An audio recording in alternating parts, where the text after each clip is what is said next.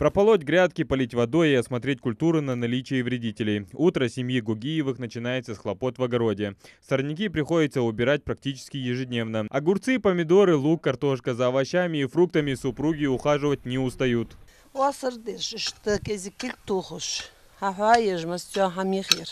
25 соток заманивают шариат и султана практически на целый день. А с каким аппетитом они рассказывают о созревших плодах. Здесь и клубника, и айва, и слива. Все, что на зиму пригодится. В этом году они уже успели попробовать на вкус клубнику. Сейчас ждут следующий урожай.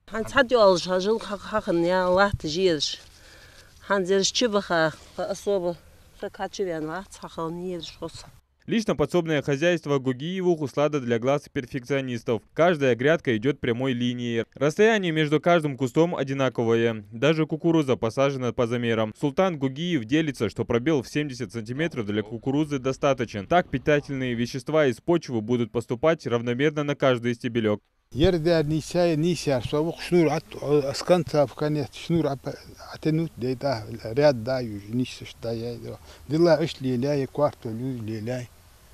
Почнуру даю лиля ерш.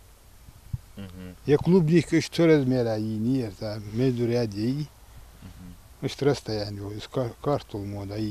Султан Гугиев большую часть жизни занимался ковкой металлических изделий. Когда ему исполнилось 60, решил для себя уйти на пенсию. Вот только без дела сидеть никак не может. Вот и хотел попробовать себя в агрономии. Огороду уже 4 года, а он никак не может насладиться новым занятием. Новость о вновь запущенном конкурсе по инициативе главы региона «Лучшее подсобное хозяйство» воспринял с большой радостью. Султан надеется забрать главный приз 500 тысяч рублей.